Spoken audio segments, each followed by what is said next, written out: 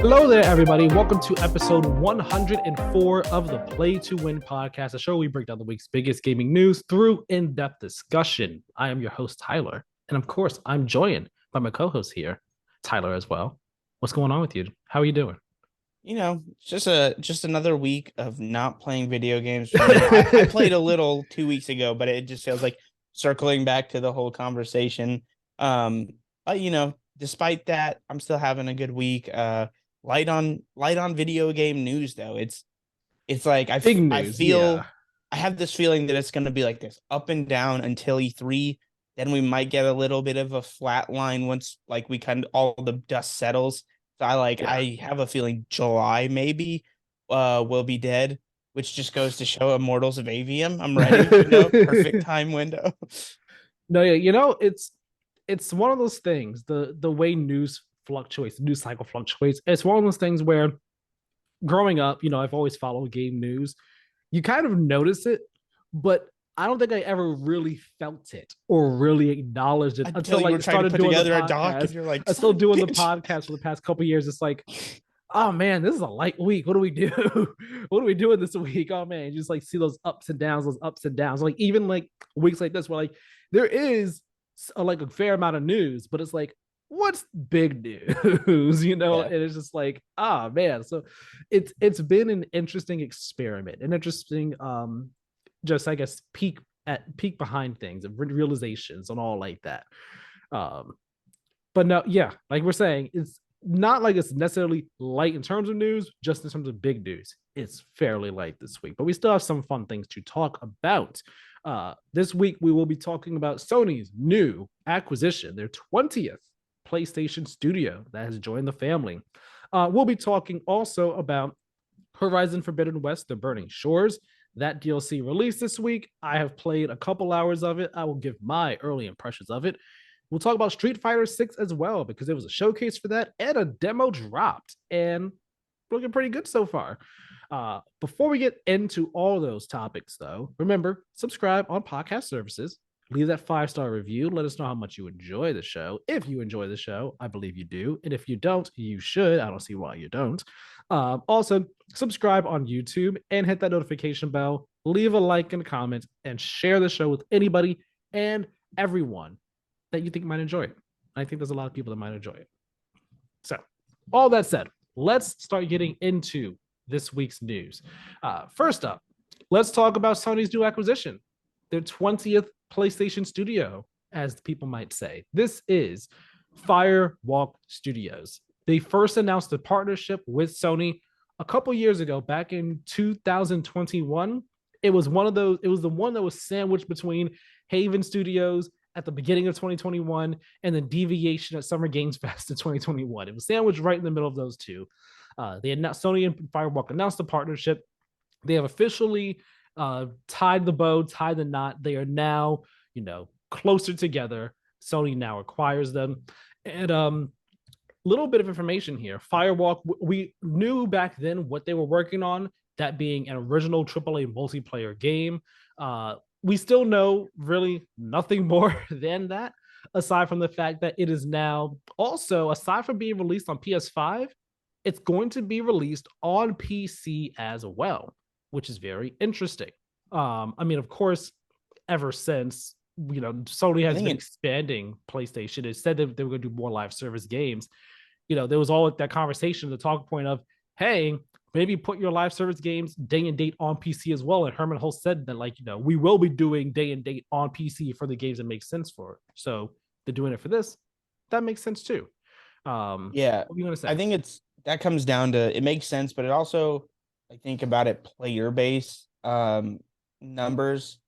Ultimately they care about the success of this game beyond day one numbers. So to keep a thriving, just for multiplayer, to keep a thriving community, you need more people. That's really what it comes down to. It seems like, as we've seen all these live service games fail kind of over the last year and a half, 2 years, it always comes down to numbers. There's just not enough people playing these games because of everything that diverts it. So outside of the pettiness of not putting it on Xbox, which, don't get me wrong, Xbox isn't out here putting exclusives on Sony.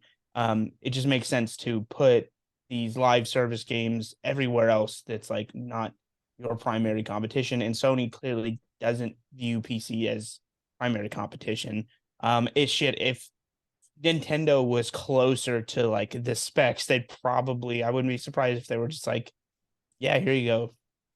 The day that Nintendo releases a game on PC is going to be a It won't freezing happen. day. It'll be a freezing day in hell the day that that ever happens. I will be shocked if they ever It make that straight move. up will not happen. But Oh yeah, to it be never would. fair, it makes sense that they don't because their games are all so specific to Nintendo. I guess the Yeah, day they start making generic enough shit that like it's just a multiplayer game that needs numbers, I wouldn't be shocked. But they're never, yeah, first party stuff.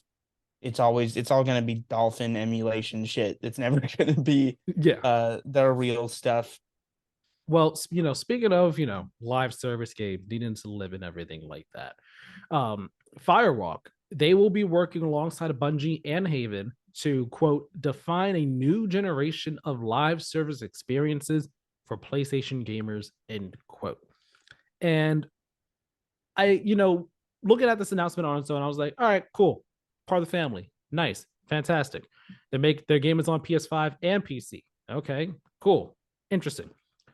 I think what I think is more interesting to me though is one that this game is a live service game. I mean, you probably could have expected that based on the fact that it was a multiplayer game, but getting that solid confirmation, it's a live service game.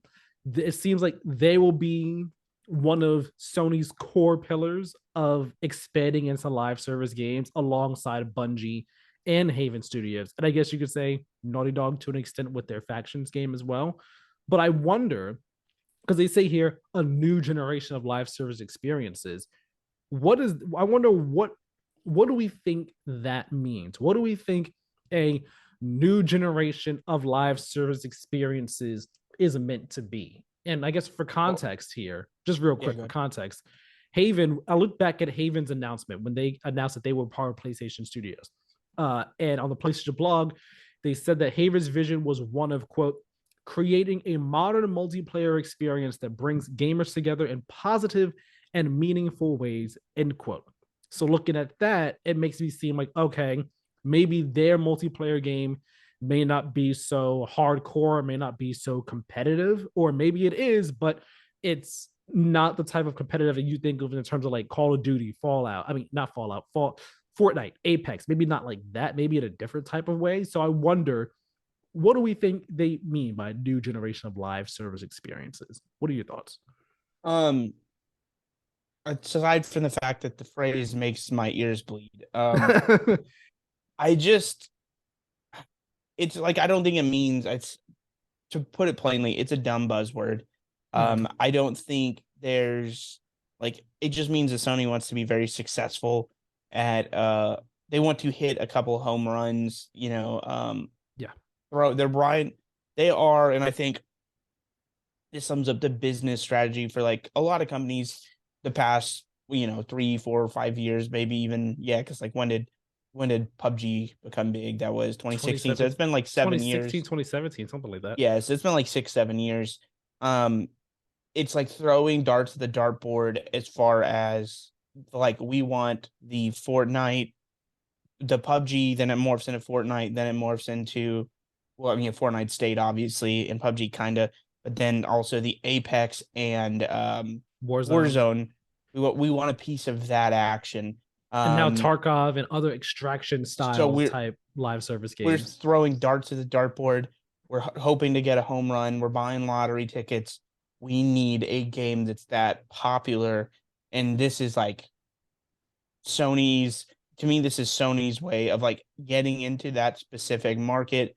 And if they're Sony, so everything's got to be extravagant, even though it's like there's fucking hiring multiplayer devs. Which does, like, I was thinking about this.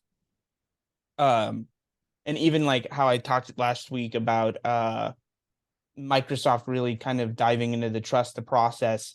It makes sense because to further that analogy even more, when you buy out studio, or like when you're just kind of buying and money hatting first party exclusives that aren't like how in-house built studios, it's like basically the video game equivalent of free agency. Like free agency in sports is when you go out and you buy other people, like you buy established players who are on the free market, and maybe they're older, they're not in their prime, maybe they are, but it's generally considered like a bad team building strategy versus like having your own studios, developing them, letting them release games that they want to release, and having all this freedom is basically drafting someone and letting them succeed or having them succeed on your team. And it's kind of like what Sony's done, and then Nintendo is just running back the same draftees forever and ever. And Microsoft was like, okay, we need to change our approach. So that's what they started doing. And then this is Sony's, because again, they don't like, they're not trying to just, hey, that's a popular game, let's go and buy that. They were like, we need, not only do we want a piece of this action, we need them to be in-house, basically grown talent, and build it all under this roof. But the more interesting question to me is like, when does this stop becoming a viable strategy? Throwing darts at dartboards, hoping that a fucking multiplayer game makes money. Like, I think the real answer to that is, are these games that have failed losing money propositions ultimately, or are they breaking even enough that like it will perpetually just be worth the risk? Yeah. Just off my own bias, I hope they're not. I hope these studios and these investors are losing money, so they'll stop doing the dumbest fucking thing of all time, trying to make themselves like generational wealth doing this, and just go make a regular good single player game.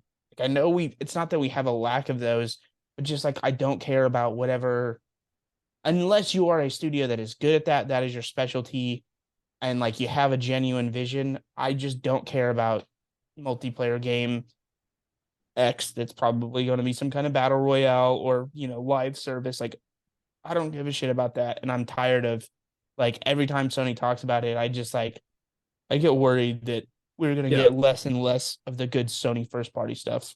Yeah, you see, my concern, I don't know if I'd say I'm not against it the way you are, right? In the sense of, don't do this, just stick with what you know and all like that. I am of the, here's my take on it. I don't necessarily have a problem with them expanding into live service because it's expanding PlayStation. They see they're reading the room on certain things, and the fact that their tentpole single player games take years and years to make, cost hundreds of millions of dollars and all like that, and having those be your only exclusives in the current state of gaming is not necessarily the most sustainable thing, especially when PlayStation is what Sony is kind of living off of right now. Um, so they need other types of games. And aside from just like the cost factor of it, when your portfolio was mainly just single player, third person story based games, you're there's a giant hole in your portfolio there that you should try to fill in some way, shape, or form. So expanding with multiplayer games and then live service games for the recurring revenue, completely understandable. I'm fine with it. My concern comes from, one, make sure it's the right studios doing this. Don't force, again, the Square Enix Crystal Dynamics Avengers problem. Don't force a square peg into a round hole.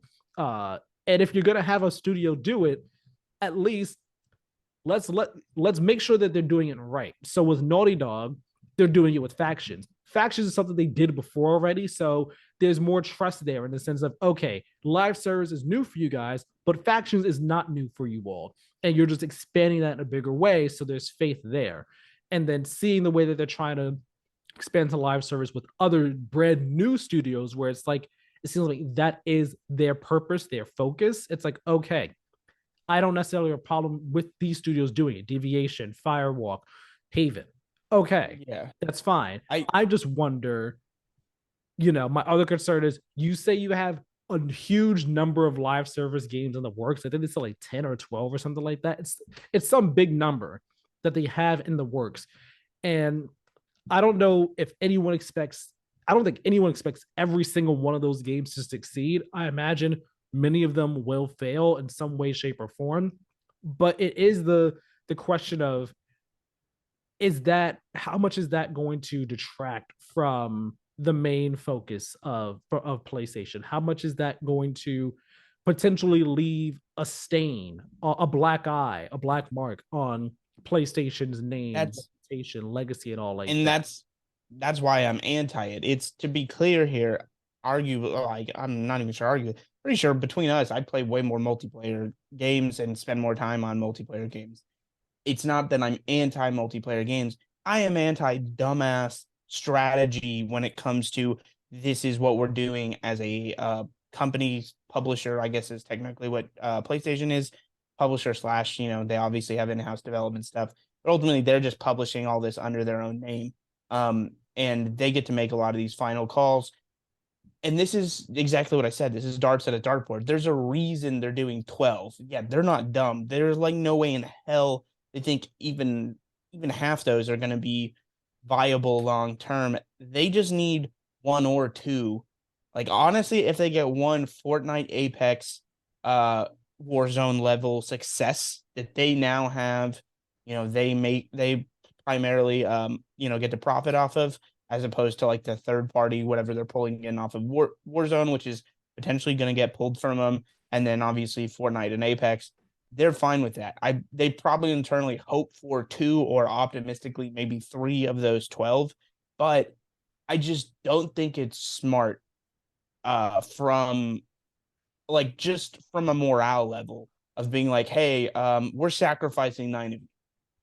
Like, and I know Mm-hmm. that technically every game that's released has that peak and then the valley and then it never comes back unless it's multiplayer that's not live service and maybe it has it's more a few more peaks, but I don't know, there's just something depressing and very um just like I said, like low morale when you're like, of course at first everyone's excited that like that theirs is going to be the one to succeed, like dumb optimism powers a lot of things, but eventually when you come out on the other end, like does that leave a bad taste in both the developers mouths and then also us as the consumer? Like I don't want to play 12 PlayStation games to figure out which one's the fun multiplayer one and which one's successful. Like I said, it just makes me kind of mad. Yeah. And when that was kind of like why my follow-up question was, when does this stop becoming a viable strategy for a company, not just Sony, for the record? Because if this is your first time watching the show, I'm generally pretty pro. Like PlayStation is my primary console I play. However, I don't like dumbass decision making or anti-consumer decision making. So I don't know if I'd say it's I don't know if I'd say it's dumb decision making to have as many live service games in the works as they do. I see your point. Your point is 100% valid. I don't know if I'd say it's dumb. I'd say it's very let's just say eager. It's very eager decision making to try, as you said, to get ahead. Their hope. I imagine they're hoping two or three will be hits, and even if the others aren't all hits, we have these two or three that are like the big ones that are doing really well and all like that.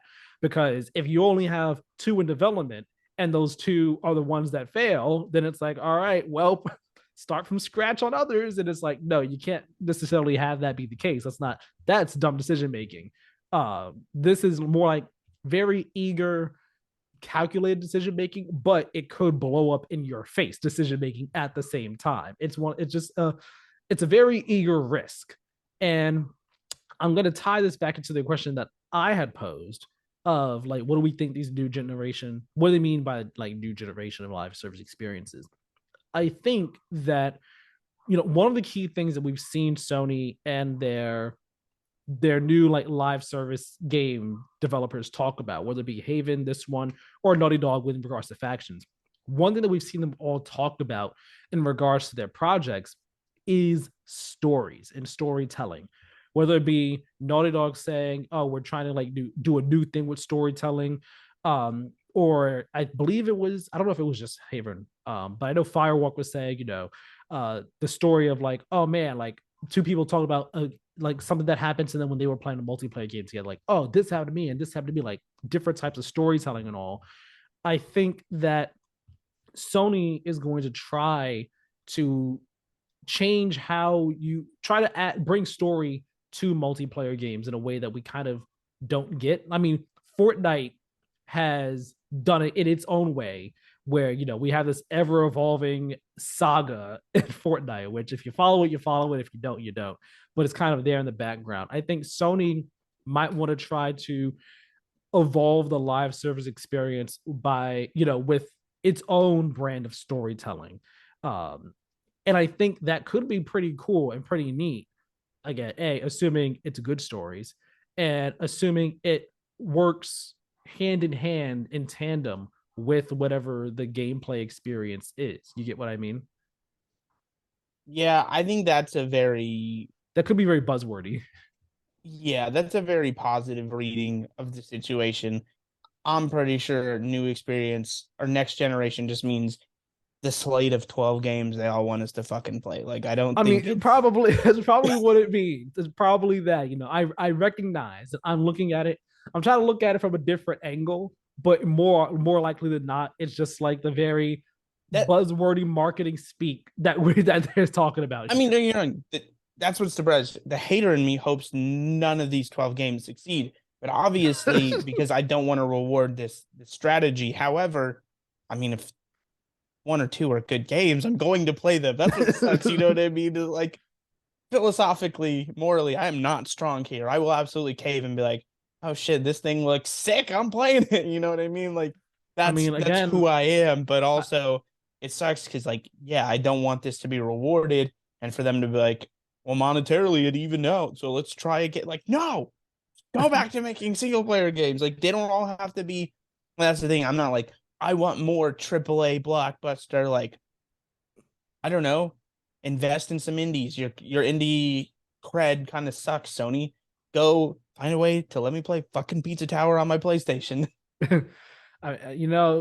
did the monkey's paw a little bit ago, but I'm saying, if Bloodborne is getting a new game, it's a multiplayer live service game. Don't you dare utter the words that are about to come out of your mouth. I already did. If there's a Bloodborne multiplayer live service game, Tyler, your resolve is going to be tested.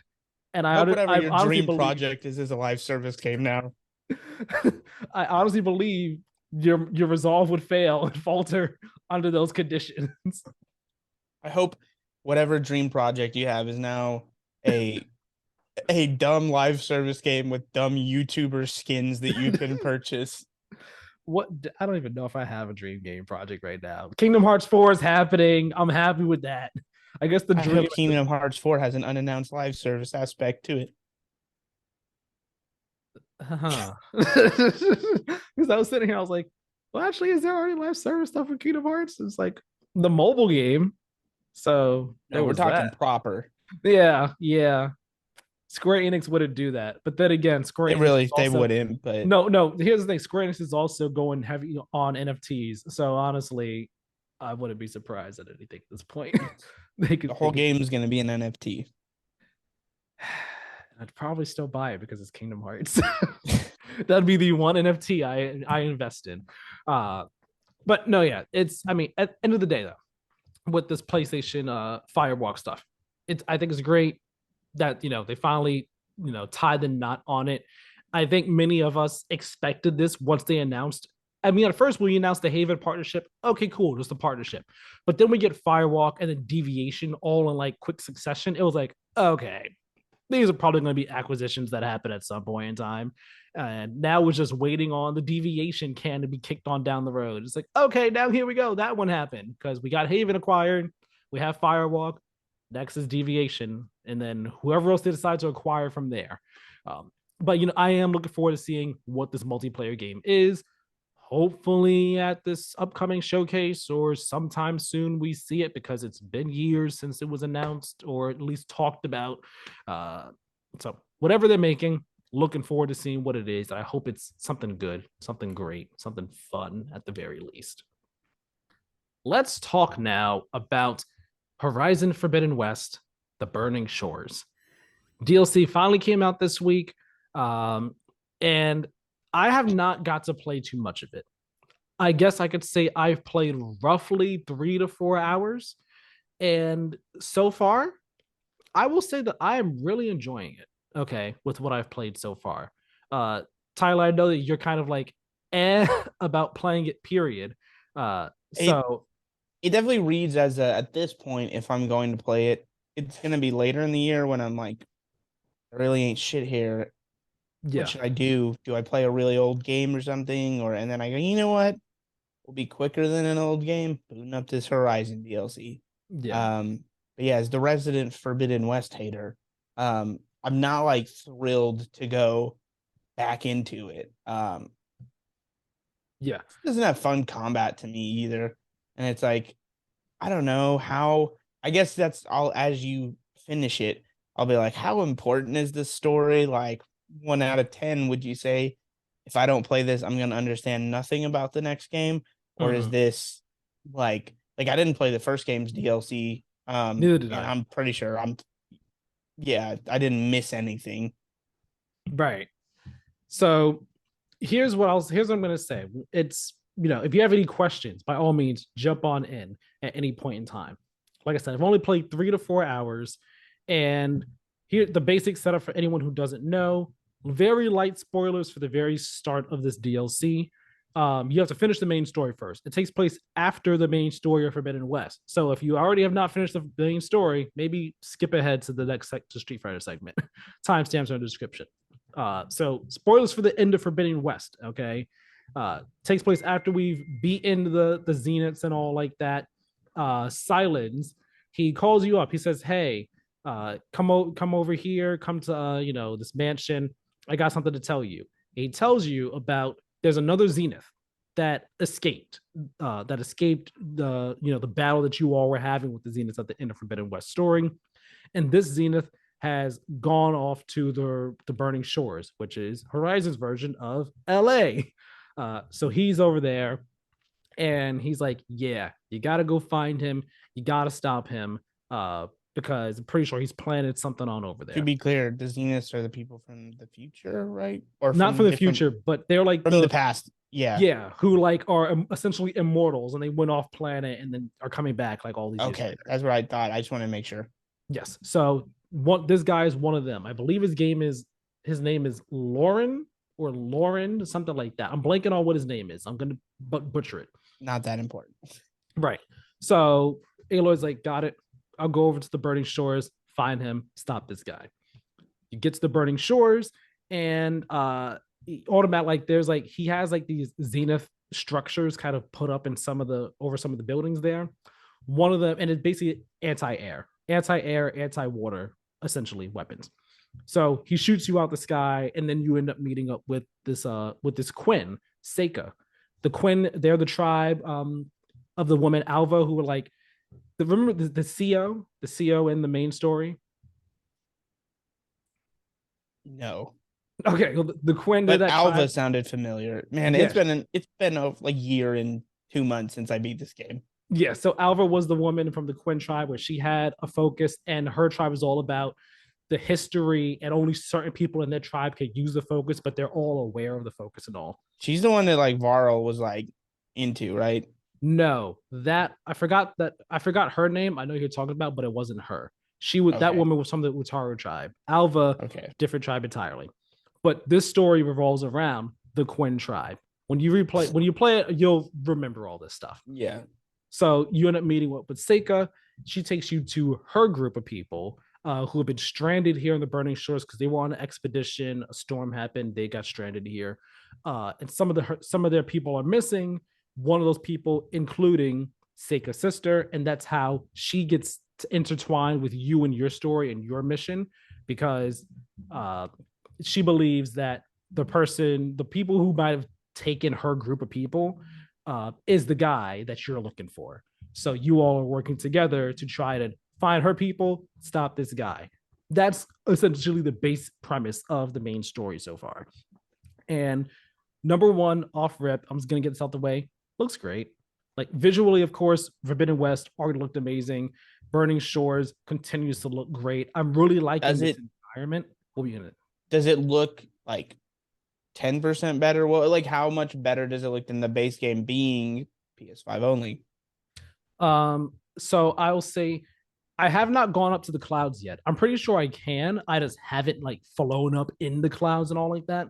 but I have seen screenshots, and even from the ground, I could tell like, yo, screenshots look dope. They look fantastic. They look great. I mean, not the screenshots, the clouds look great. They look amazing up there. Um, and the let's like I've gone by the Hollywood sign, not up to it, but like in the distance, been like kind of close by it. And over by the Hollywood sign below it, there's like lava, like molten lava all on the ground and everything. And just looking it down, it's like, man, that looks great. And you have a Quinn boat that you can use to like sail around the place. It's like a motorboat essentially. And like using the motorboat, sailing around, it all looks really great, really good. In comparison to the main game, it's tough for me to say how much better it looks in comparison to the main game. I think it looks great, really great personally. Um, and I think I'd have a better answer if I had gone up to the clouds yet and like seen all that stuff for myself. But for what I've seen, the clouds look really freaking great. They look really amazing. But there is a lot of foliage. Like the foliage detail is on 10 in this region. The water detail, like it's on 10 because a lot of it is all just water that you're sailing around or flying over and all like that. Like the environments again, Forbidden West already a very detailed game, and this is just more of that, so to speak. Yeah, So I mean, Forbidden West, for what it's worth, was absolutely gorgeous. Probably, arguably, maybe the best looking game I've ever played. yes, Doesn't exactly. mean And this doesn't mean I this thought it is was great. definitely right. This is just more of that. So I don't know if I'd say it's looks better or how much better it looks, but it continues to look at least as good as the core game of Forbidden West, at the very least. Um, so let me talk about the world a little bit here that we got going on. So the map, it's smaller than the main map for the main game, of course, but Yeah, it's still, I guess you could say, a sizable chunk of map and all like that. And it's actually all the same map. If you zoom out, it's just a separate section of the from where the main map is. makes Um, sense. but and you can fast travel back and forth between the two.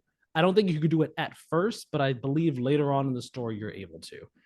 Because I tried to do it near the beginning to go back and buy something, but they're like, hey, you can't do that yet. So I'm like, all right, maybe I can do it now. Uh, but sizable chunk of map. And it's interesting because at first I'm thinking, okay, it's just what I see, right there in front of me. But there's actually like, I guess I'm going to call it hidden stuff to find because not everything is just ground level. Here in the Burning Shores, it's an archipelago at all. So not everything is just one flat level. Some of the structures, some of the land is like tilted out of the water, going up into the air and all like that. So I was flying around on my Sunwing, right? Just taking in the environment. And then I saw there was a hole in the land because the land was like it was one of those that was like sticking up diagonally out the water. And there was a hole sticking out there, and I could like straight up go ahead and perch the Sunwing on it. And then there was a side quest for me to do on it in there. I was like, oh shoot, okay, this is cool. So I imagine there's a lot more of that, like just things where it's not if you're just walking around on foot, you might not see it. Things might be like at a lower elevation or a higher elevation that you'd only see if you're flying around or if you're on the boat. Because if you're on the boat, then you might see like a hidden cave underside something, which I came across. It was a cave I came across. I was like, oh, cool. There's a little something in here for you to get. So I like the environments. They are again just gorgeous, beautiful. What more can be said about them? And I like also I've come across one new machine so far. It's basically a giant robot frog and or toad. I forgot what it's called, but I like fighting it. And again, I'm not the best in Horizon. If I am able to No get my worries, I suck footage, at it. yeah, if I'm able to get my footage working correctly, there will be B-roll up right now. Everything I'm talking about, just the world, the first mission, and all like that. And there should be B-roll of me fighting this giant robot frog toad thing. So off the sides of it, it shoots out these canisters, right? That if you get near them, they explode and let out like that sticky adhesive resource. And then it also shoots out these I guess you call it like little flying wasp bee type things where you could kill them in one shot with the electrical arrow, which then explode and cause electrical damage to other things. So they shoot those off, but they also do like this really big jump into the air and do this. They land down pretty hard, and they constantly spit out acid shots, so like acid balls. And so you could take out the two acid things that they have. One is under them, like just under their neck, and then another is under their stomach. I think I'm not sure exactly what the trigger for this is, but they have this move where eventually at a certain point they're just constantly shooting acid out their side, and it's just like, oh man, this is a pain. They're like jumping around the place and all. They're a tough like robot to fight against, but I love their design. I was like, wait, what's this? I was like, huh, interesting. And then I started fighting, it did that jump. I was like, oh, that's what you do. And it also has like this rope, this giant tongue that it'll shoot out. It'll just like do like 3 swings with it, or like try and grab you with the tongue. Uh, it's a cool design. I like the creature. Yeah, I really love going up against it. It's a fun fight to go up against those, but man, they're in typical Horizon fashion. Horizon combat is not easy, so you will. Yeah, no, it's tough. You will get beat down for sure. So that's with the robots so far, the robot creatures. The new town is called Falls End. That's Seika's new. That's where her group is holed up at, and it's cool. It has everything you would expect there. All the same vendors, but the vendors here, they actually have a whole lot of legendary, like the highest tier equipment and all like that. I bought one of them, a rope caster, because the only rope caster I had was actually one from the very beginning of the game. I never bought another one, oddly enough. So I was like, yeah, I need to buy one of those. So I got one. Oh, rope caster was never one of the weapons I cared about upgrading personally, but I like using them for those enemies where it's like, all right, you're moving around too much. I need you to stay down just for a moment. But yeah, I bought one of those, and I like their civilization. And the leader of the group, you meet him and all. There is definitely a person in their group who's like definitely a bit of a jerk and an asshole, where it's just like, I don't like you for obvious reasons. You're kind of a dick. But so I like that civilization. As for the character of Seika, she's obviously a key part of the story. I mean, she's on the key art. She's Aloy's main companion in this story. And I really like Seika as a character. It's Aloy realizes this during the story so far, but like her and Aloy have a lot of similarities in the sense of they both are kind of seen as outcasts in a sense in their from their tribes. Seika for a different reason than Aloy. Like Aloy was straight up an outcast. Seika just there are things that people treat her a certain way, and Aloy's like, I can relate because I was an outcast, so I get how you're feeling. But then even aside from that, like she's very capable. She's a very capable fighter. She is a bit, I guess you could say, headstrong, like Aloy can be. Like being with her is kind of like looking at Aloy in a mirror, except she's also like really fun to be around. She has a bit more of a fun personality to her. So I guess you could look at her as like a bit more of a fun Aloy to an extent. Yeah. So I've been really enjoying her character and trying to help her help her get the answers that she wants and all like that. And like she's trying to help me out, and we just hit a point in the story where it's like we kind of butt heads on a certain thing because there are things that we don't want to tell each other. Like Aloy doesn't want to tell her about Nemesis and what's going on with that, and Seika doesn't want to tell Aloy about something that she saw. Each for their own personal reasons and all like that. And I've enjoyed the just their relationship so far and how it's been developing. And I'm looking forward to seeing how it continues to develop throughout this story so far. Not so far, so throughout the story. But that's pretty interesting. Yeah, she's a cool character for sure. I think you'd probably like her. I mean, did you like the other characters, like the other side characters you had in the main story for Forbidden West? Because if you did, I see no reason why you wouldn't like her. Yeah, I mean, No offense to Aloy, everyone's more interesting than Aloy. But Very fair. yeah, I definitely I think Gorilla's good at making interesting characters. What they do with them arc wise, don't always know about that. Mhm. But I mean this character sounds cool. I don't it doesn't really sway me one way or the other as far as playing it. But yeah, it seems Yeah. like I seems like an enjoyable character for sure. Yeah.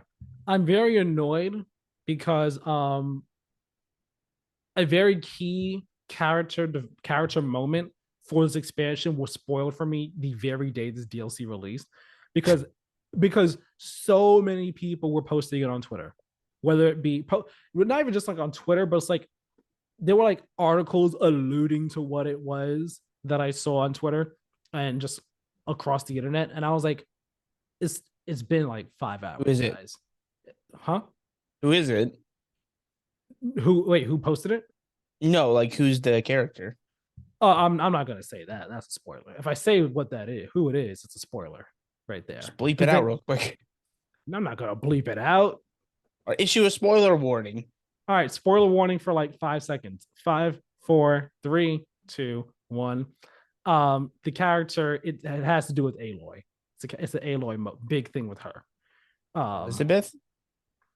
No, if I say any more, I don't want to spoil it for you either. But I don't care, man. You know this. This might get me to play the game more than not telling me. Okay. Well, it has to do with Aloy and Seika, essentially, and their relationship. Are they both clones of Elizabeth? They are not both clones of Elizabeth because Seika is Asian.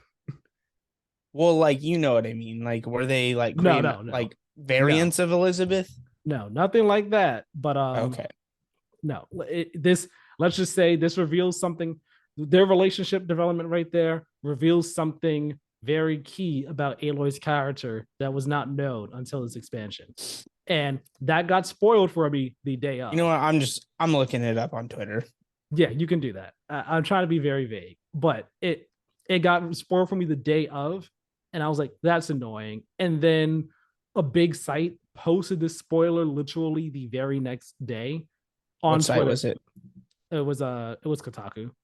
They Okay, post yeah, well, headline, thumbnail, full blast, and it was just like it has been 24 hours, and we're just straight up spoiling things like this. Seriously, guys, come on now. So because of that, that also took like a lot of the wood out of my sails in I regards to gotta get wanting to clicks, play it. man. I get that, but I don't care. I'm Like just messing with you. Yeah, it is a little bit have of a some low blow. common decent, like at least wait a week. It hasn't been a week. It has been 24 hours, and we're just straight up spoiling this. Like, come on, that sucks. That's a no. That's just like common decency right there. Like you can, if you want to talk about it the next day, you can do that without spoiling it in your thumbnail and headline. You can do it very differently. I could have done it differently in that if I was writing that article. Did they But pull it? they didn't pull it. They changed unless they did pull it. But the last I saw, they changed the thumbnail and altered the headline a bit because they posted it on Thursday. And I was just like, man, that's annoying. And again, like I said, it took some of my excitement out from playing because I was like, come on now. Like I would have loved to experience this myself. But here we are now. I already know what this is. So we'll see. I'll get to it when I get to it, but it definitely takes away some of the I guess I don't know if I say excitement, but the discovery of seeing where these characters go in their character development and all like that. Did you see the article? No, it looks like they changed it. What does it say? The only one I could find was just about like looting and for Forbidden West Burning Shores, and now I'm just trying to look up spoilers, but it's gonna give me the whole game spoiled. This is Really? I'm surprised that they took it down wait, if hold they on. did. There's a choice to make this. Oh, I Oh my. didn't know that. That's okay. I won't tell you because I don't know if this is No, hold on. spoilers for Burning Shores. Okay, never mind. Here, Yeah, I I don't know. I found don't it. think this is what it's about. I can guarantee you it's not. I just found it. You Yeah. did? Yeah, I found the article. They haven't changed the article at all. It, how'd you find it on Kotaku? Their All I did site was auction. Google Burning Shores Kotaku. It is literally the first thing. Okay, see, I went to their site. I guess. Oh no, no, no. Google Horizon Burning Shores Kotaku is literally the first option on Google. It's the top story right there. Oh yeah. So okay, so that is what I was. The spoilers are talking about.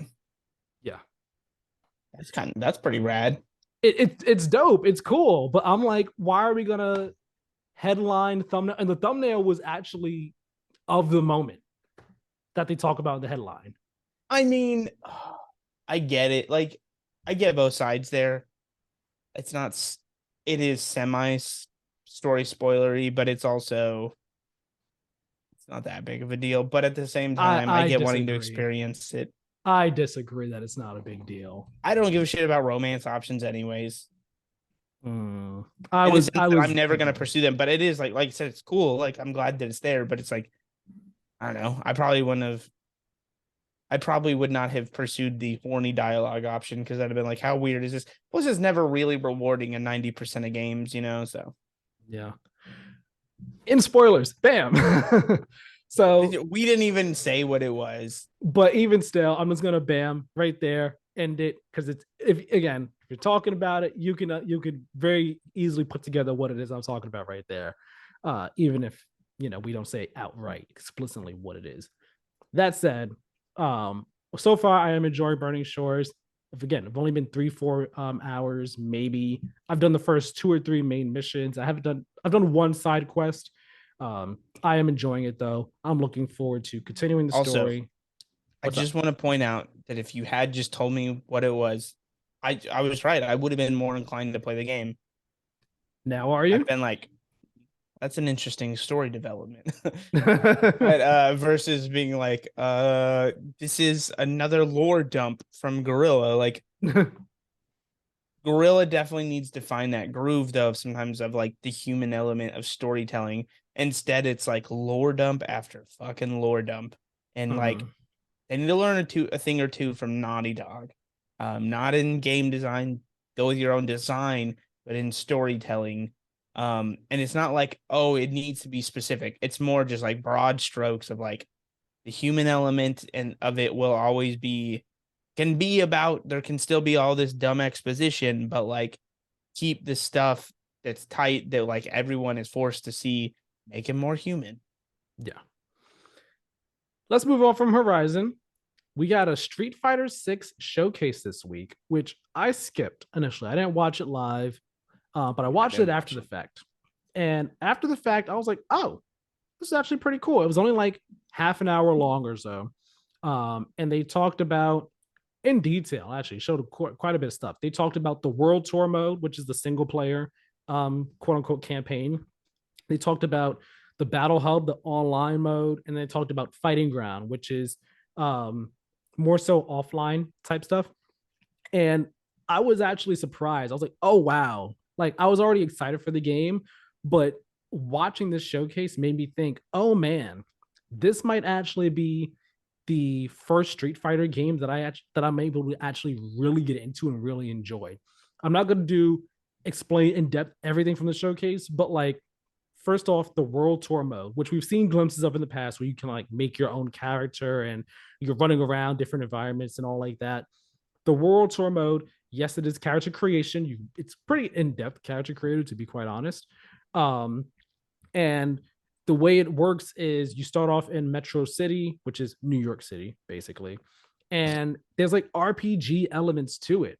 So you can Hell go yeah. around, you can go around and walk up to just about anyone and like in the middle of the street and be like, hey yo, let's throw hands. And like, all right, cool. We're gonna throw hands. And it's really funny. Like you're in the middle of Times Square. I just see Jerome talking with his friend on his phone. I'm just like, hey, you want to fight? And you all do like a fist bump, like, yeah, let's fight, engage. And like you just start fighting in the middle of the street. And everyone on the side is like, oh shoot, yeah, they all come over to start watching you guys fight. And then you fight, and then you're like, cool, and you get experience, and then you level up. And as you level up, you get more skills for your character that you can purchase and all. There's also vendors you could go to buy food. and you can use the food to give yourself a boost during a fight. So like mid fight, you can be like, and give myself refill my health. Thank you very much. Um, there's stores you could go to buy clothes, or as the game calls it, equipable gear, clothes, which Hey man, that's equipable gear. I'm wearing equipable gear right now. I actually have to We're go all put just on. wearing equipable gear. Yeah. I have to put on another piece of equipable gear before I leave the house today. I didn't want to put it on now because I was like, I'll be too warm. But when I leave, I need that extra warmth stat boost before I leave the house. Um, but no, yeah, like put on different clothes, give you boost to like strength, like your punching strength, your kick strength, your throw strength, your health, so on and so forth. There's things like that.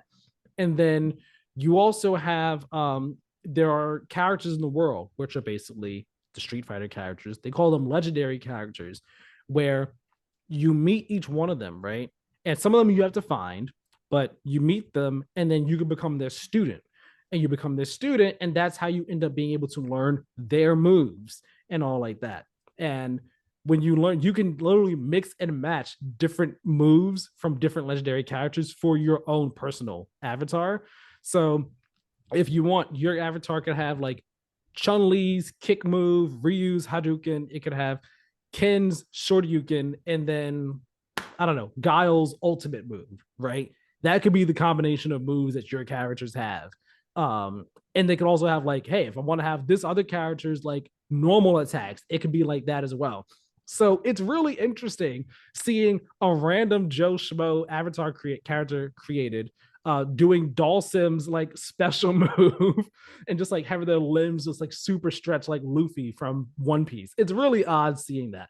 But I was like, oh wow, this is actually like way more in depth than I thought it was gonna be. Like I was thinking the character creation was to be like a basic, yeah, you pick one person's moves and that's like kind of like who your moves are based around. But no, it's like way more in depth, which is cool. And the world tour has a story to it. You have a rival character like in Pokemon, you have a rival friend. Um, there's a bit of a narrative, I guess, to in each of the different countries around the world that you could go to where there are different characters and all like that. Like it's seeming really in depth.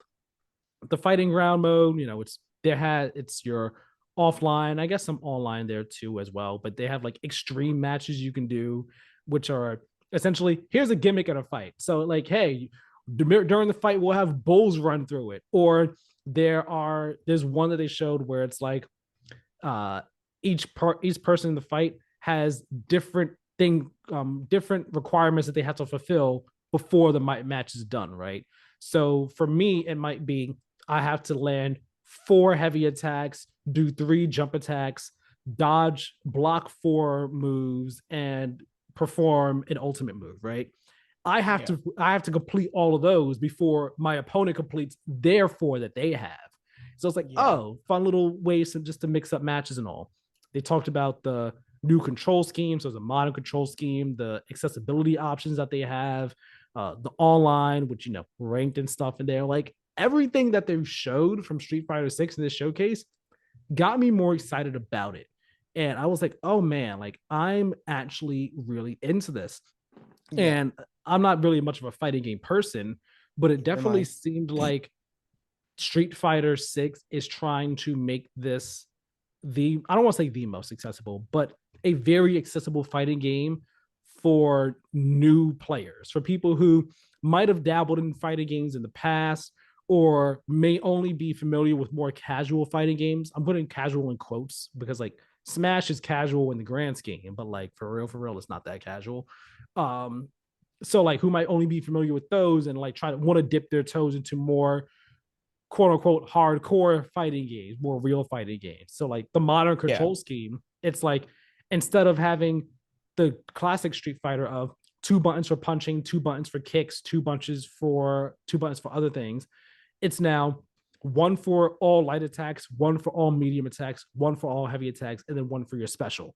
And it just makes it so much easier. You could do your assist mode, which is hold R2 and then just press a button over and over again, and it'll just auto do a combo for you. And it's like, okay, these are things just to make getting into the game easier. And if you want to stick with the modern controls because the classic is a bit too difficult to remember how to input certain special moves and all like that, then just do the modern control scheme. And I was enjoying doing that, even though I've never had a problem with the classic control scheme of the past, but modern control is just so much easier. So Yeah. I liked the showcase. Like it was 30 minutes long, and I was like, oh, whatever. But I actually watched it and thought they did a great job explaining everything, showing everything, and selling it to non Street Fighter fans and even potentially non fighting game fans, or just super casual fighting game fans. Um, and then they released a demo. They released a demo for this as well, which I only played maybe an hour and a half, 2 hours of. Made a character, which I made my character not look like me for the very first time ever. I was like, you know what? I want to make Deku from My Hero Academia. And first off, hair options. I'm not really one who's a stickler about this, but the black hair options kind of lame in my opinion. Um, but I made Deku, and looking back on it today, I was like, honestly, I don't know how I feel about making Deku. Like, I was like, I'd rather just make me, but whatever. But I made Interesting. Deku. I do not ever make characters look like myself. See, normally I do, but this time I said, you know what? I just want to make. I don't want to make him. Why not? And it's cool. The demo lets you do World Tour and Fighting Ground. I think That was going to be one of my questions. Is like, what modes do you get? yeah, I think you could do the online as well in the demo. I'm not sure because I didn't try it, but I did Fighting Ground for a bit. And also, real quick, your character creator that you make in the full game, you can play with them online, but not in actual matches. In the Battle Hub, there's an area where like all avatar characters can fight against each other. You could do that there, but actual online matches are with the main roster, not your avatar. But That makes sense. it does. So because like the stats for your avatars can be wildly different and everything like that, and moves and all. So Yeah. play the demo, did the world tour mode, and made my character. And the character you make in the demo's world tour mode will carry over to the full game. I don't believe their stats will, but their appearance will. Um, so it's interesting because there's voice acting in certain cutscenes, but then in other cutscenes or like in-game cutscenes, there's not, and it's like there should definitely be voice acting here. I don't see why, because it's very weird. Like the characters will be talking and the dialogue will be there and their mouth will be moving, but there's no like voice. So it's like, why are we doing this? This seems odd. It just seems very awkward. Um, but no, yeah, like the fighting feels good. And the when you go into fighting ground mode, it gives you a tutorial, but even like the main world tour mode, it gives you like a basic tutorial of how to play the game. Fighting ground teaches you a bit more about parries and your drive attacks and all. I'm World Tour might do that, and I just stopped before it showed me those things.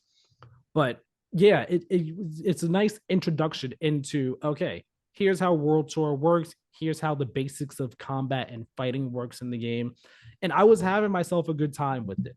I'm really again, I'm not a Street Fighter person. The last one I played for real, even slightly for real, was 4, and that was mainly the phone version of it. Uh, but I was having a good time with this as someone who's really not a Street Fighter person or a fighting game fan at all. And I'm still having on my system. I'm gonna play more of it, but it felt good. It was smooth. It was responsive. Flashy as all can be. And the world tour mode, it's goofy but fun. Just going up to a person and being like, "Hey, let's fight," and just fist bump. We're like, "Yeah, fist bump," and then just throwing hands, beating their ass into the ground just because I can. Like, oh, food vendor, you want to sell me some food? All right, before you sell me food, I'm gonna beat you down, and then I'm gonna get some food from you because I want some food. Uh, it's cool. And like you can't do it to every character, but it's very clear the characters who you can do it to. Like it'll have a thing over their head that says you could talk or fight them. I even fought. I don't know if they have them in Arizona. I'm sure they do, but like sometimes the people that you'll see on the street where like, oh, they're pretending to be a statue type deal, and there's like standing there. They have them in New York a lot. I would say I know those people more from pop culture than from actively seeing them. Got it. Well, they But I they are know the reference, yes. yes, they are common in New York. So there's one of those guys who I was just like, oh, I could fight you. All right, bam, let's throw hands. And the people the random citizens you can fight, they have different levels to them. So there are stronger ones, there are weaker ones. And of course, the higher the level, the more capable they are in a fight. So that guy, the statue guy, was definitely doing more blocks and all like that, as opposed to everyone else who really was just letting me wail on them. But it was fun, and I want to do more of it. I'll probably do more of it tonight. Yeah, I have not been knowing what to play. I'm probably playing this today. It sounds interesting. And I mean, I was like in for Street Fighter in the sense that like bad release window, but like later in June, potentially playing it just to check it out. But like maybe I would have wait for a sale. But like with this, I'll probably just monetarily, I'll probably wait till 2 weeks after Diablo or whatever, because that Diablo will take that paycheck, and then it'll plus we've got E3 and everything, so I'll probably wait. But then I'll definitely play this and check it out afterwards. Like I'm not a fighting game fanatic, or just like I don't really play them. Like I'm not even a big Smash person. Like Smash is fun, but I'm not playing solo Smash. Like no, it's fucking not my thing. It's not weird. It's a little weird to me. Yeah. I get it. Like it's not actually weird, but it's like I'll play sports games by myself. Some people would be like, "Why? That's not fun." I get it. But that's how I feel about fighting games.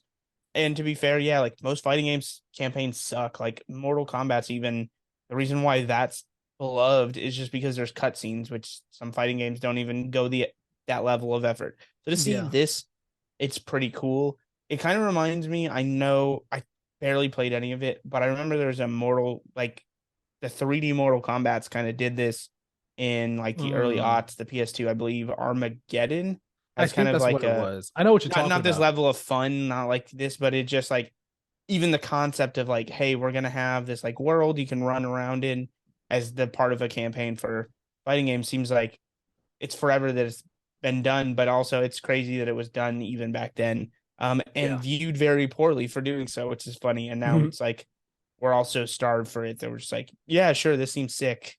Yeah, like because I mean, it seems like substantial. It's not just like throwaway. Like they've clearly put a lot of thought and time and effort into making the World Tour mode like its own unique thing. That I mean, I'm not gonna say definitively, but seemingly like if you just want to play offline and like have some sort of progression, just you could probably just do World Tour mode and never like touch like That's all I'm going to online do. and be fine with it. You want me shopping in my ass whooped and take the I'll be like, oh, this game was fun. I hate this game. Like that's gonna be the curve because Right. those people are good. Like to be great, like to be clear, there's a lot of skill level involved. And so it's like, yeah, it without this, what would it be like? Oh, I can show up and just, I guess, get my ass whooped or play other people I know or play the AI. Instead, it's like the context and the fluff and the fun and the flair around. All I'm playing is the AI, but it's like adding in that context and that fun really matters. Like that's what I'm gonna pay $60 for instead of being like, I'll wait till it's $20 and I'll buy a copy just to see what it's about, just for Yeah. some goatee, just so that way I can be like, yeah, I played it. It's not for me, you know. Yeah. As for fighting ground, real quick, there is as fighting ground, if you're doing like against the AI or maybe even online or like couch side by side, the only characters available are Luke and Ryu to play as. So, you know, if you're doing that, I played as Luke because I've played as Ryu in the past before, but I just wanted to play as Luke and I was like, oh, looks cool. Even though your avatar in World Tour mode has Luke's moveset at the start, or at least some of his moves, because that's your teacher at the start of the game. Um, but yeah, I did that. It was cool. It's fun. So I'm looking more forward to Street Fighter 6 now than I was like even before. Like I was again, like I said, I was already excited for it. I was looking forward to it. This has made me say to myself, yeah, I would enjoy playing this game. And I probably won't, I'm not gonna be there day one because monetarily, between that and Final Fantasy at the end of the month and Diablo and other stuff, not gonna be able But to you know happen. what? In my way till July, I forgot about Final Fantasy. Yeah, so like honestly, Street I'm Fighter, sorry, Street Fighter. It's not personal. yeah, I know. For me, it's not personal either. It's definitely one where it's like, I want to play you. It's gonna have to be like later in the year. It's It not gonna just be able to be day depends. one. Yeah, we'll see. Yeah. Uh, so that Street Fighter. The last story we'll talk about is a very brief one, really. It's almost honestly a brief mention, but we'll keep it as the main story for right now. That being Niantic's next game. Niantic, of course, they're a developer behind Pokemon Go, and the not cancel, but shut down Harry Potter Wizards Unite game. They're also developers behind Pikmin Bloom, and they also have the NBA phone game that they are working on. Well, not working on, but released as well. Their next game is Monster Hunter Now. It is set to release this September for iOS and Android. And of course, it is yet again their attempt to give the Pokemon Go treatment to the Monster Hunter franchise. There's a closed beta starting on April 25th. If you want to register to be part of it, go to the game site. And of course, the premise is similar to all the other games. You know, you're walking around the world, you encounter monsters, but this one is like trying to be a bit more authentic to Monster Hunter. So you're able to like battle against monsters for real. You try to capture the actual Monster Hunter experience. Be like you're fighting, tearing off monster parts, you're beating them down, you're crafting upgrading gear for yourself. You can do it solo or in groups of 4. And I mean, it seems like maybe it could be fun, but honestly, like every single Niantic game that has come out since Pokemon Go has failed to be anywhere near the level of success of Pokemon Go. So I'm just like, is this going to be it? Will this actually be a success, or is this going to be like something that happens and we forget about it, never hear about it, and then it's like shut down after like a year or so? Like, what do we think? Probably a mix of the two. Like, I would say that I think like it'll be probably more successful just because of how big Monster Hunter is, than like some of the other stuff. But I mean, obviously, it won't be Pokemon Go levels.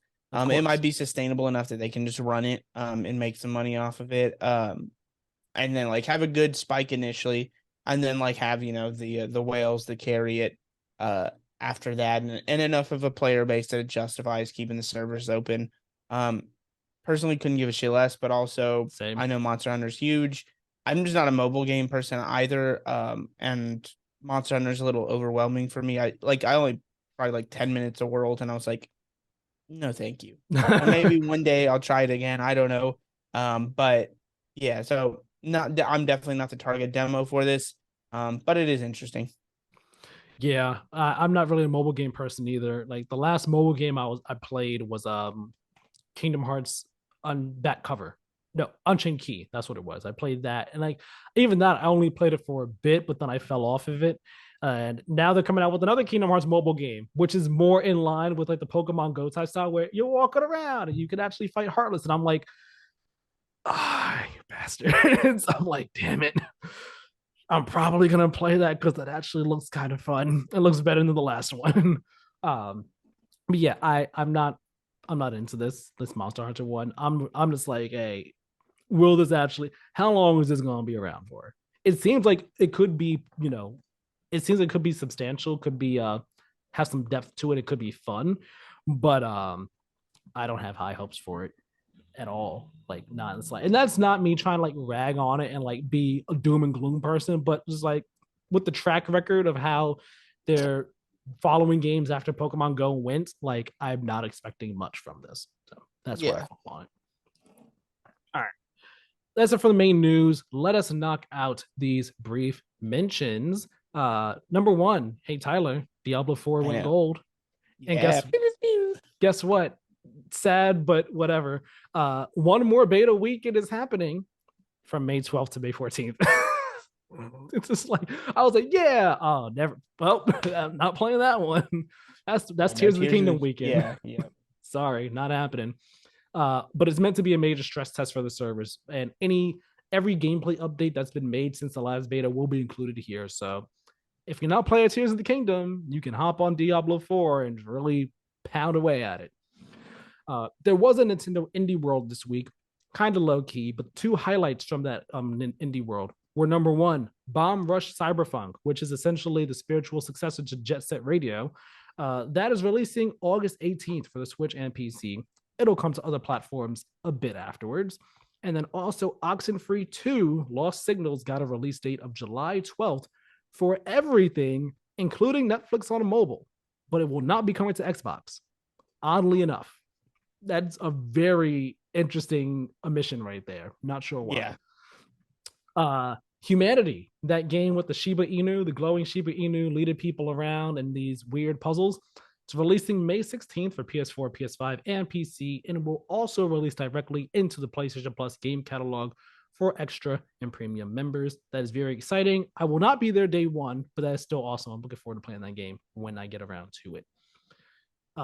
Couple departures at different studios now. Well, departures and just studio moving around. Media Molecules studio co-founder Mark Healy has left the company after 17 years. Didn't say what he's going to do next, but he's like, hey, he's looking optimistic to the future. He's like, he has some stuff in the works. He's excited about the future. Halo franchise director Frank O'Connor has left 343 Industries, and we don't know what he's doing next.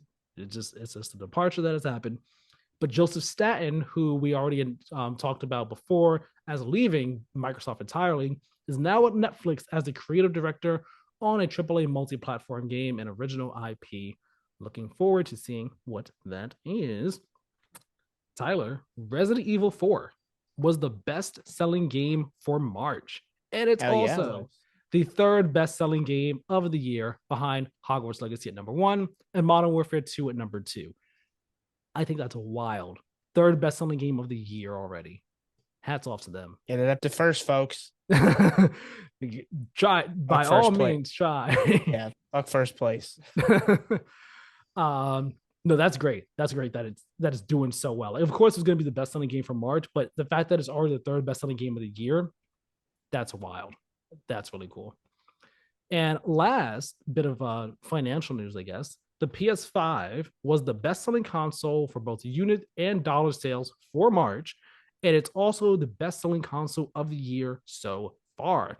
Unit sales for the PS5 as well for its 29 months on the market have also surpassed the PS4's sales for the same amount of time. So the PS5 might have had a bit of a rough start, rough first couple of years in terms of sales because production and everything, but now it's starting to kick off, and I wonder where it will end up when things are all said and done in terms of like final sales numbers in relation to the PS4. I don't know if it will touch the PS4 at the end of the day.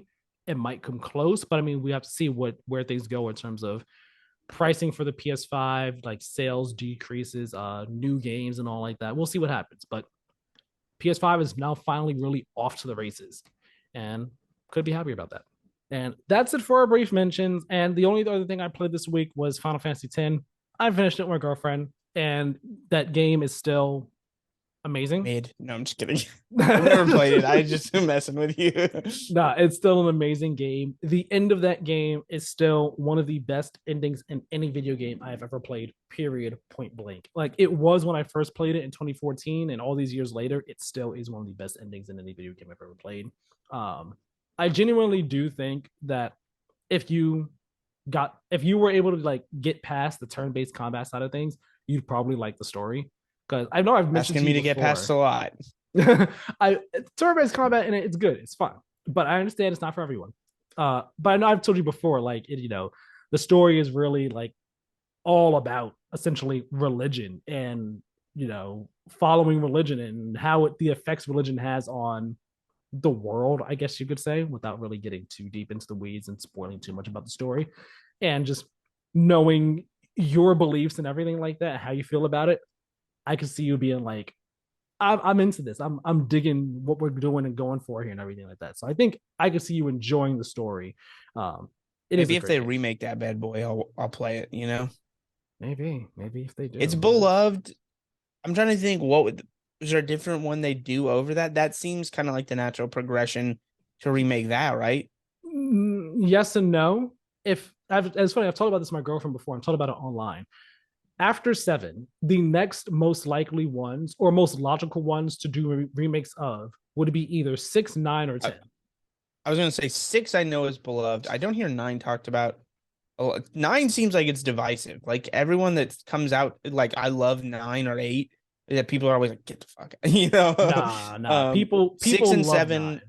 I know are beloved, but 6 was nowhere near 7 and is also older and maybe tougher because there's not even the rough bones that 7 had of fully 3D that were like, okay, we can see what it's going to be. Instead, it's like that Zelda version of like the original one versus Breath of the Wild, and kind of how you interpret that. So that seems like what that'd be more like, which is a tougher undergoing than taking kind of like the rough draft of 3D and then translating. Well, you see, that's the thing. Like the reason I say 6, 9, and 10 is because 6 is arguably, depending on who you ask, what their favorite Final Fantasy is, almost certainly the answer is 6 or 7. One of those two is almost always going to be the answer. After one of those two, then you get 9. People do like 10. I've heard 10. Yeah, that's the thing. After 7 or 6, the answer is most likely either 9 or 10. Sometimes you get people whose number 1 is 9 or 10. But like 7, 6, 9, and 10 are typically top 4, top 5 in whatever order you want to place them in. Then there's 14, but 14 is a different beast in and of itself as well. But 6 makes a lot of sense because, again, very highly beloved, highly acclaimed. And because it is the last Pixel one, it's just like, all right, a remake for that. Like, you are giving it a completely different look, completely new gameplay style and everything like that. It just makes sense to remake that. 9, again, another very beloved one from the 3D era. And again, it's been leaked. It was in the NVIDIA leak that a remake is happening. Almost certainly going to happen at some point in time. Oh, if it's in the NVIDIA leak, then it's wrapped. That's what's exactly. Like, we're just waiting on at this point. Everything else has been confirmed to be true.